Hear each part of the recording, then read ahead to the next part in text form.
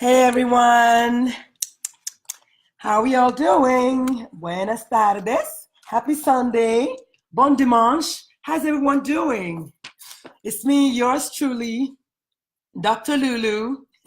I'm a little bit under the weather, but as y'all know, the show must go on. So if it's 2 p.m. on Sundays, Central Standard Time, anywhere in the world, it's time for Ask Dr. Lulu. If you're just joining me for the first time, my name is Dr. Lulu. I am your momatrician. Been doing this for 30 whole years and some change now. I've got 2 teenagers and 1 young adult, and I am a national keynote speaker on all things that have to do with teens, children, and young adults. Today, we're going to be talking about 10 things to do or 10 ways to raise a mindful child or a mindful teen or even a mindful young adult, okay? We're going to be talking about 10 things to do or 10 ways to do that.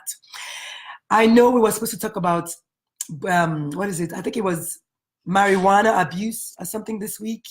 But as y'all know, I kind of go with the flow. And every single week, somebody sends me something or tags me on something, and I change because I want to go with what's happening, with what's current. So I was tagged. And if you follow me on social media, you will know that, at least on Facebook specifically, I had a post yesterday, I think, about a 14-year-old girl who was bullied by yet another 14-year-old girl. This time around, she was essentially pounded in the bathroom stall of her bathroom. Her only crime, she was Turkish, she's Muslim, she had a hijab on. That was her crime. She was different. So we're going to talk about raising a mindful child or a mindful teen. If you've been watching me this whole time, you know my drill. Thank you for joining me. But before we get started, take one moment, please, and thank you, to invite your friends, anyone you know who has a teenager, who is a parent of a teenager, soon to be a teenager, soon to be a parent, soon to be just a grandmother of a teenager, anything like that. If you've had a friend, if you have a friend who is, please invite them. Let them sit down and join us today. If you're new to the show, it is just about 30 to 40 minutes now of keeping it real with Dr. Lulu. I talk about current affairs, especially when it has to do with mental health issues in children and teenagers. So please and thank you. Sit down. Welcome. Please make it as interactive as possible. We had a blast last Sunday. People were talking. It was so cool. So yes, I have a bad cold. So if I have to sneeze, just bless me, okay?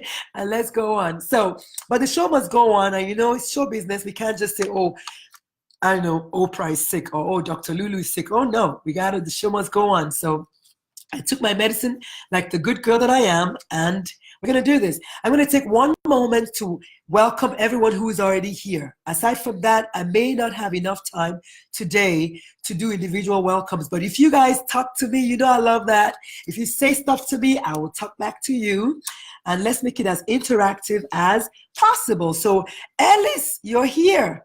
Super.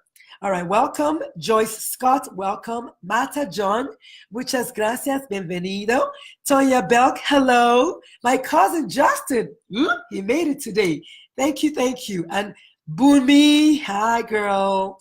All right, we're gonna start right away, So yesterday, I was majorly appalled when I watched that video clip.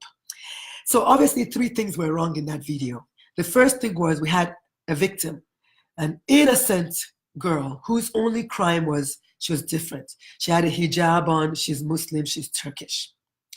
Second problem, we have another 14-year-old girl who felt she was within her rights to literally pound this other 14-year-old girl to the point that she had a concussion and had to be hospitalized. But I think the worst thing of all is, the reason you and I know about it is because somebody stood there and videoed the whole thing. She thought it was cool to not only video first scene, second scene, she followed her into the stall, and you could see her, it didn't bother her that this was going on. I have a serious problem with this, y'all. If you haven't noticed yet, I have a major problem with this. I will not stop talking about this until it stops. So y'all better get ready, okay? Last week, I think it was the week, whatever it was, we talked about how you parents should take charge of your wards, of your children. Ask your child if they know anyone being bullied. Ask your child if they are being bullied. And if the answer to both of them are negative, I mean that if they know anyone being bullied, yes, that's one. If they are the bully, that's two. If the answer is no, then they're the bystander. Not good. Ask them if they are being bullied. If the answer is no, ask them if they're the bystander, and the answer is no, they are the bully. There are only three parts to this equation. So go home again today. You know, I keep it real. Talk to your kids. After today, talk to your kids. Okay? So we're going to talk about 10 ways to raise mindful children. I know. What's mindfulness? You want to know, right? Of course. What is mindfulness? So mindfulness is a mental state that is achieved by focusing on one's awareness in the present. Big words. I love it. Acknowledging one's feelings, one's thoughts, and one's, sensations. So mindfulness is a long description. I think that's what I found that kind of grabbed everything that I wanted to say. It's a mental state that is achieved by focusing one's awareness in the present, acknowledging one's feelings and thoughts and sensations. Okay? Good. Awesome. So that's mindfulness. And I know you're going to tell me, but Dr. Lulu, all children are different. Es verdad. It's true. C'est vrai. All children are different. Look at my fingers. They're not the same, but together they make a beautiful, fantastic hand that I can knock you out with, right? Yeah. So absolutely, all kids are different. There are energetic ones. There are calmer ones. There are talkative ones. There are extroverts. There are introverts. There are quiet ones. There are, all different shapes and sizes. But generally speaking, when it comes to teaching mindfulness, I almost want to say this one size will fit all. Okay, I dare to say that. You can quote me on that. All right. So don't forget, I want it to be interactive. Hi, Ursula. Hi, Veronica. How are you? So, so Maxwell. Oh, you have no. Oh, without video, there's no hard evidence. There was video and there was hard evidence, but I do not care. So Maxwell Ellis is saying that unfortunately because there is if there were no video of the event, there will be no evidence. I implore you to not video it, okay? Stop the bullying first and then tell me about it later. Don't video just because you want evidence. We have enough evidence. We know that bullying goes on. So I am in the school that says, don't video it. Do not be that 70% of people, which we are, majority, that stand by the wayside and watch while it's happening. Don't tell me you're trying to video it, because you know what? Okay, great. That's your excuse for videoing. I didn't hear you say, don't do that. I'm going to video this so I can tell the principal so I can have evidence. I did not hear her saying that. So no, don't video it. This is bullying. This is a girl who was pounded and I believe her head hit the commode or something. She got a concussion. She could have died. Don't video it. Please and thank you. All right. Judd Pella is in the house. Peter, my classmate from med school is in the building. Very, very good. So we're talking about 10 ways to raise a mindful child or teenager or young adult. So awesome. Keep the comments coming. I love it. Give me the thumbs up and the hearts if you like anything that I say. But most importantly, if the video is good to you, share it. Okay? So we talked about the definition of mindfulness. We said all kids are not the same. I know that. But this one size mindfulness fits all, I dare to say. So basically, a mindful child is going to be a child who has empathy. If you've ever watched any of my videos, you know empathy is probably one of my biggest words that I throw out there all the time. If you don't know the definition of empathy, it is being able to feel someone else's emotions, feel for someone. That's basically empathy in a nutshell, okay? So that's a good thing. That's a good thing in a child. But more importantly, it's compassion. It's best friend or cousin. Compassion means you can feel someone else's emotions and feelings and whatnot, but you also have the willingness to help. And to me, I feel like compassion is the better of the two, but both of them are good. So a mindful child has empathy or is empathetic and is compassionate, which is awesome, They're also kind and productive. As y'all know, I'm all about this word called kindness. You know, I found out that is like the best emotion anyone out there, trait or character trait that anyone can have. So please, y'all, be kind to each other. Be kind to yourselves. Kindness, my favorite word. And then last but not least, a mindful child tends to be less aggressive and more optimistic. This is a good thing. In this world that we live in now, we need more optimism. God knows. I think I'm a pessimist by nature, but I'm a work in progress. Don't judge me. All right. So let me hear your comments, please. Hi, Chuka. Oh, wow. Nene is in the house. This is awesome. So y'all keep the comments coming. I have another comment here from Ellis also. She agrees that the person videoing should stand up to the bully, as should all other bystanders. That is true, Esmeralda. So yes, I agree with that. If you're going to video this as evidence, I want to hear you say something in the video. Otherwise, you're just a simple bystander, and I don't want that. I do not want that. Okay, so yes. So what are the benefits of mindfulness? Okay, let's keep going. So if you're just joining us for the first time, we're talking about mindfulness and how to raise mindful children. Okay, what are the benefits? Number one, it improves school. I didn't even know this, but apparently math grades are increased 15% by more mindful kids. It makes sense when I think it through because you have the presence of mind to focus on math. But yes, we actually have evidence that math scores are increased by 15% in mindful children. This is a great thing. Okay, I have a cold. I told you guys that. Where my thing is? 1 second. Okay, I've got a bad cold and I am needing my. I have the worst cold. Welcome to winter happening in my life right now. So I have the worst cold ever. Get your flu shots, by the way, okay? Yes, so a mindful child has improved school scores. Who knew that? They also have this amazing thing called self-soothing behavior. It's Gen X and 10X self-soothing behavior. We're going to come back to that later on, and I'll explain to you why I love the fact that a mindful child or a mindful teen has hi Sade, has self-soothing behavior. I love that. They're also more creative, especially when it comes to arts and music. This is a great thing. This is a fantastic thing. I love creativity. I'm relatively creative myself, and my kids, I try to boost that in them. So I was so happy to see that. So they need to be more creative. They're less stressed out. This is important, of course, naturally. They're less stressed out and thank you for the support. Okay. All right. So they're less stressed out and they're more thoughtful. They're less impulsive. They're less compulsive. So that's good. And they have something I thought was really neat. They have something called reflective pause. It's a big fancy psychological word, which means they stop and think about it before they do it. Again, going back to the 14-year-old we're talking about in the bathroom, imagine if that girl who was videoing had any ounce of reflective pausing in her body. She would have stopped, thought about it, put down the camera, and done something about it. As you all know, bullies generally are cowards anyway, and they just need a platform. So as long as you're going to be there to egg them on, they're going to be doing it. So I'm saying reflective pausing is something that is very, very present in mindful children. This is a great thing. Even the bully herself, if she had an ounce of reflective pausing, she would not proceed to pound another child's head.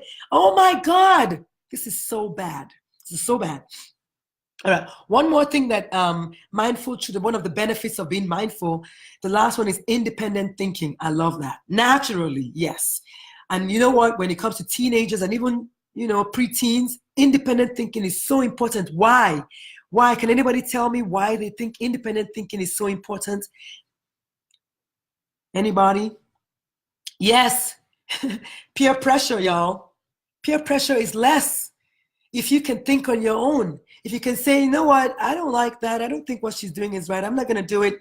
Independent thinking, peer pressure, be gone. So this is a good thing. This is a great thing, actually. This is a great thing. So if that's one of the best things that come out of that, I say, let's do it. Let me see one more thing. Oh yeah, studies have shown, this is proven studies have shown that mindful teenagers and mindful children have overall less social anxiety and less depression. You guessed it. So I wonder why I'm talking about this. Because I'm all about depression and, of course, suicide, right?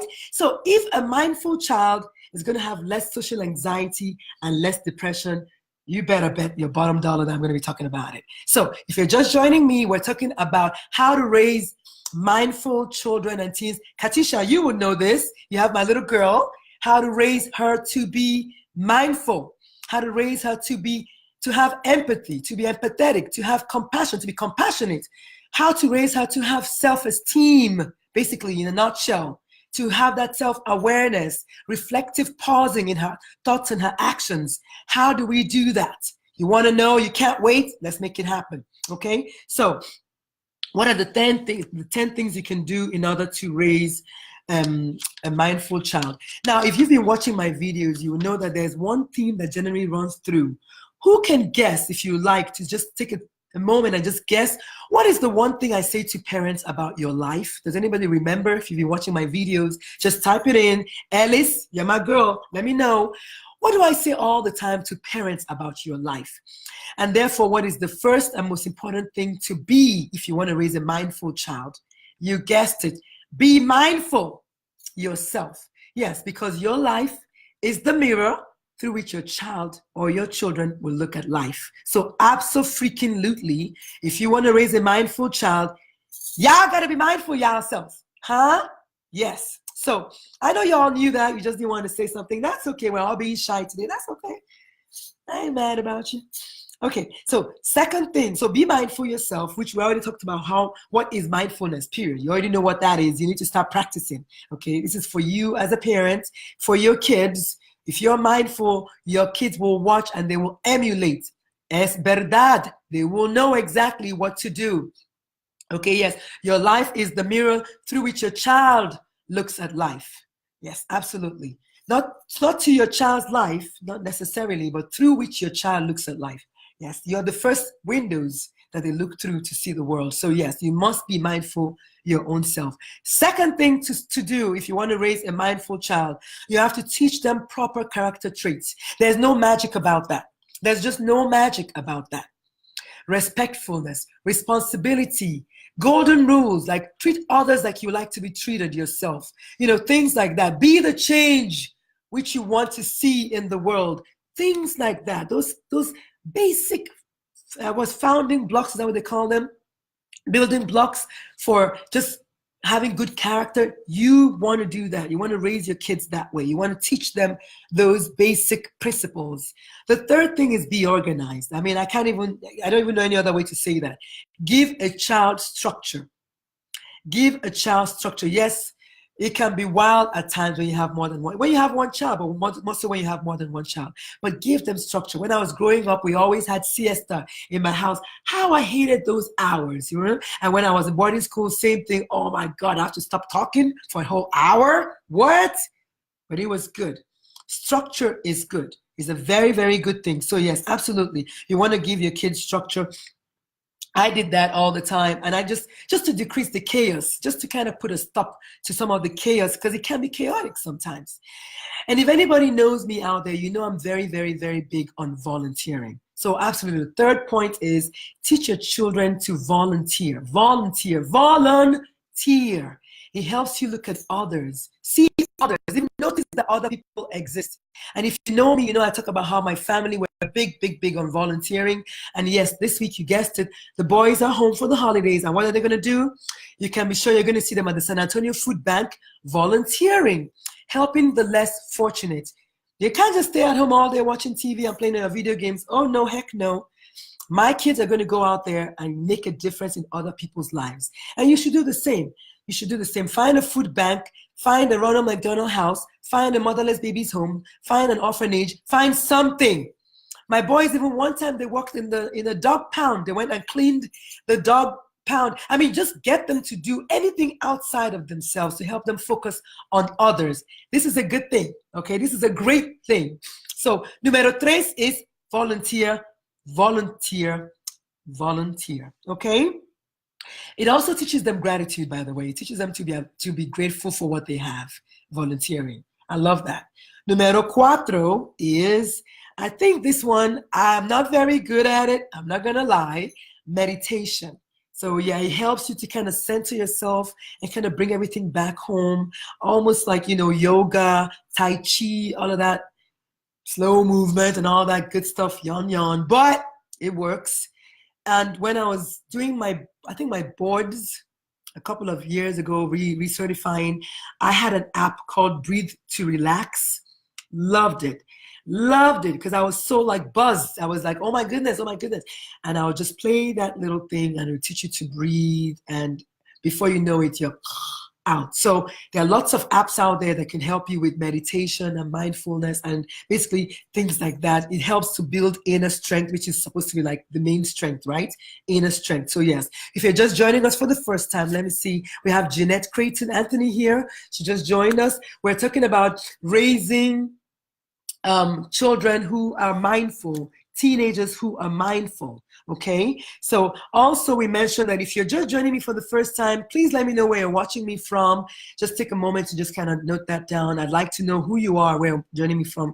I just want to know how far, you know, I'm reaching. As you know, I heard that there's a school in California that actually watch my videos. It's a social, I think it's for social work, masters in social work, and I was just so impressed. So anyway, there you go. All right. So we have meditation. One thing that I do a lot in my house, because I just happen to have a green thumb. I know this is not for everybody. I have a very, very major green thumb. If you come to my home, you will mostly see live plants. I love greenery. I love to grow stuff. My kids get tired, oh, Mom, another plant? Yes, another plant. Gardening. Gardening. So number, I think 5 or 6, was it 6 or 5, is gardening. Let me see. So 1, 2, 3. So number 6 is gardening. So yes, I am very proud of my garden. I grow all kinds of things in my garden. I love it.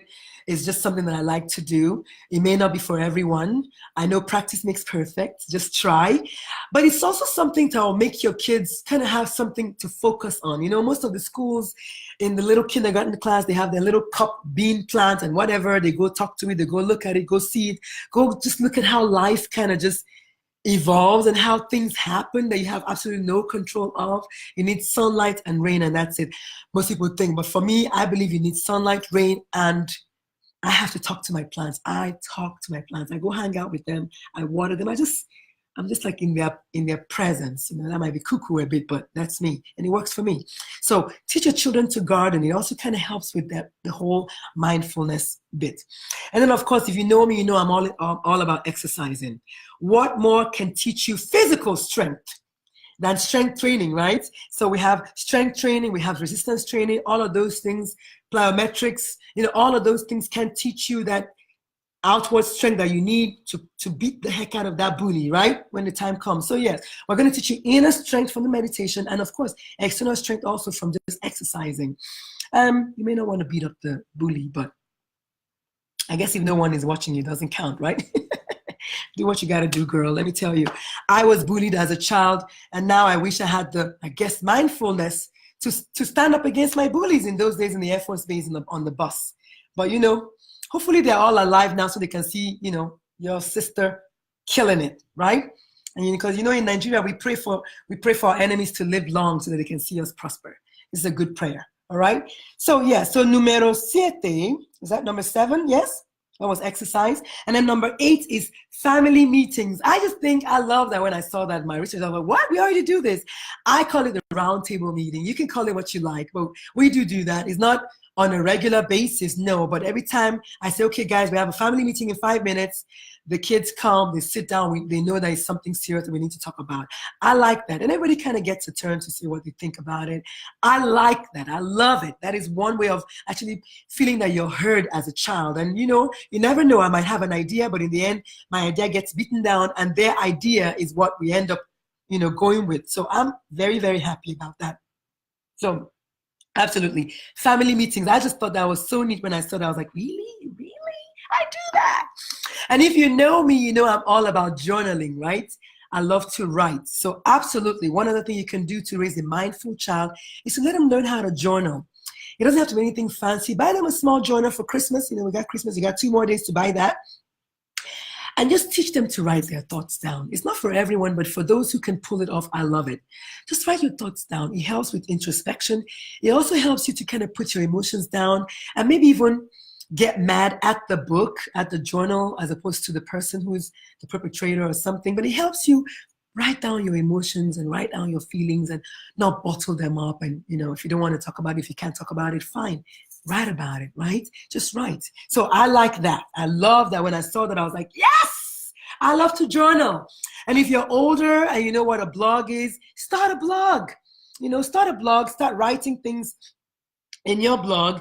And as a parent, I would say if your child doesn't know anything about writing in a diary or in a journal, show them your own journal, teach by example, show them that you do that, and that's quite okay, not a problem, absolutely not a problem. I have Spunky Sylvia in the building. Miss Lynette Charity is here. Titi Osu, my girl, is here.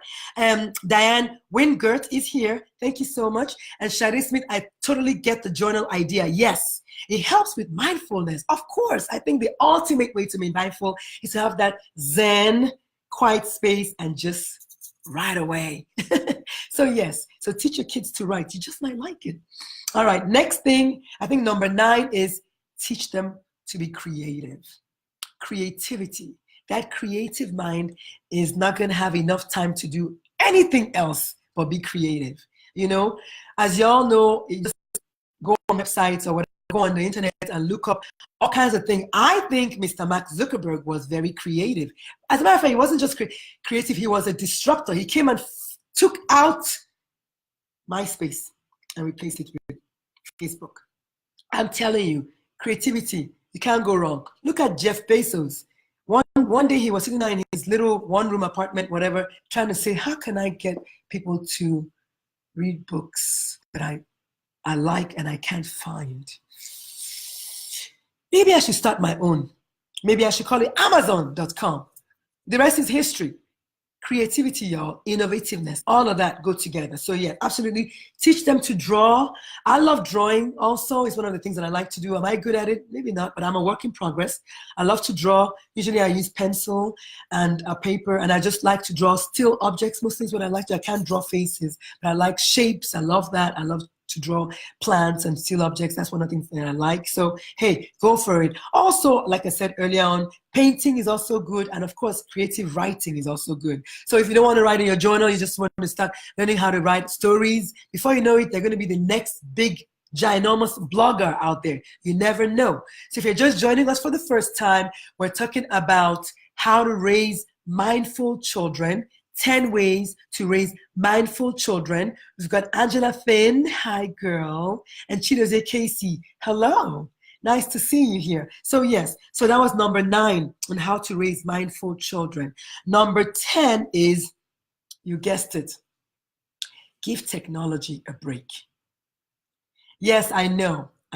It's a love-hate relationship. You know, you guys can't see me if we didn't have technology, but too much of anything is bad. So I put that as my last point because I really wanted to kind of hone in on it.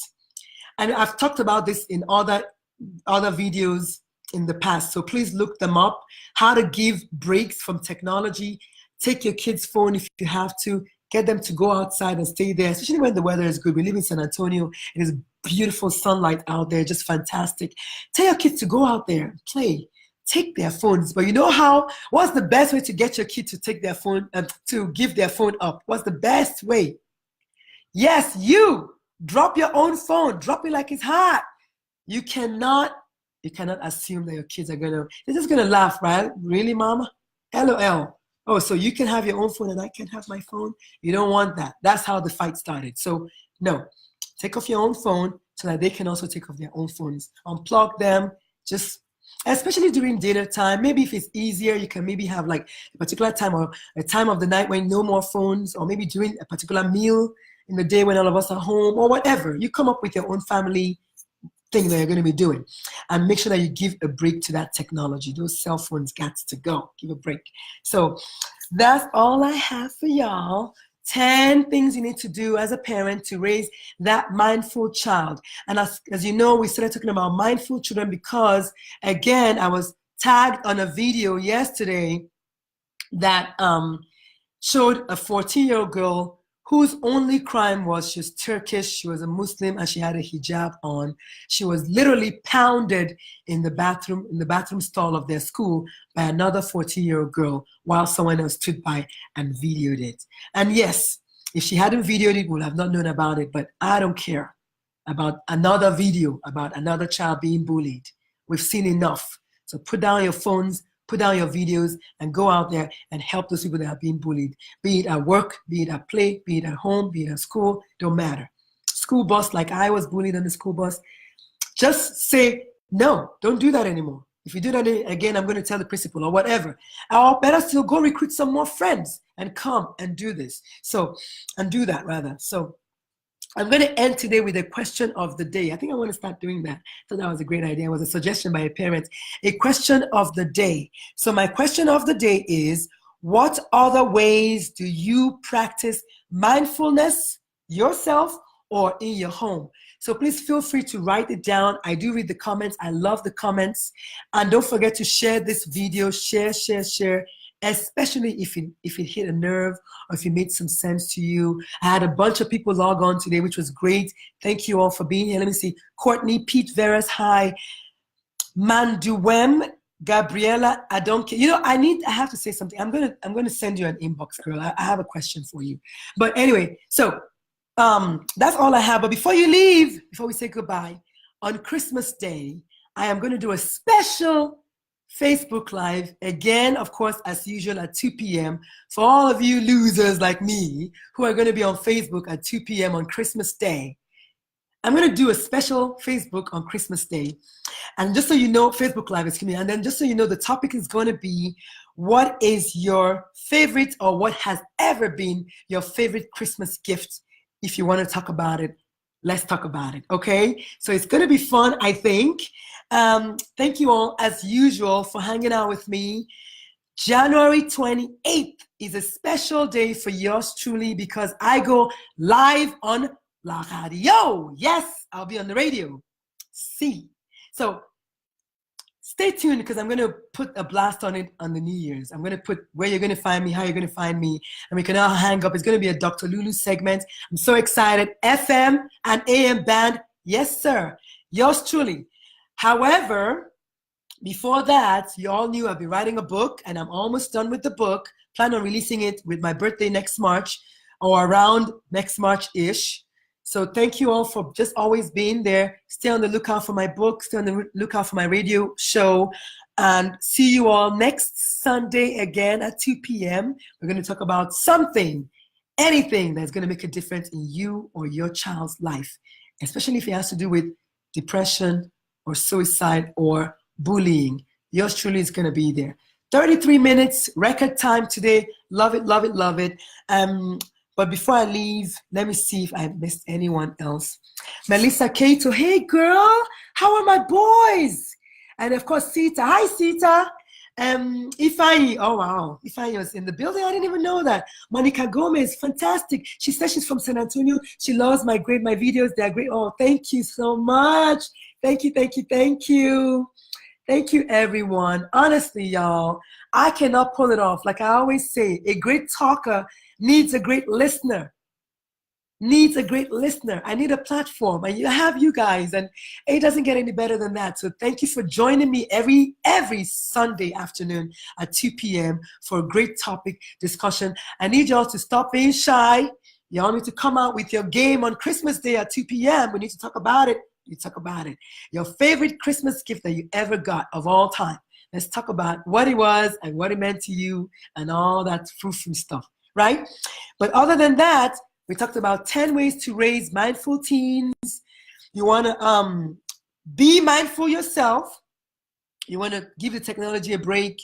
We're going to go backwards. We're going to offer creativity as much as possible. We're going to teach them to journal. We're going to do family meetings like I do all the time. I love those. They work. Meditation for you all that can stay still enough to do it, please do it. I do yoga and it's a struggle. It's a struggle, but it builds a lot of strength and flexibility. So I love yoga. Also, meditate. If you can be quiet enough, why not, right? Volunteer like it's going out of fashion. You need to volunteer. Your kids need to volunteer. It will make a huge difference in your life. Be organized. Don't be all crazy and chaotic. Your kid is not going to be mindful.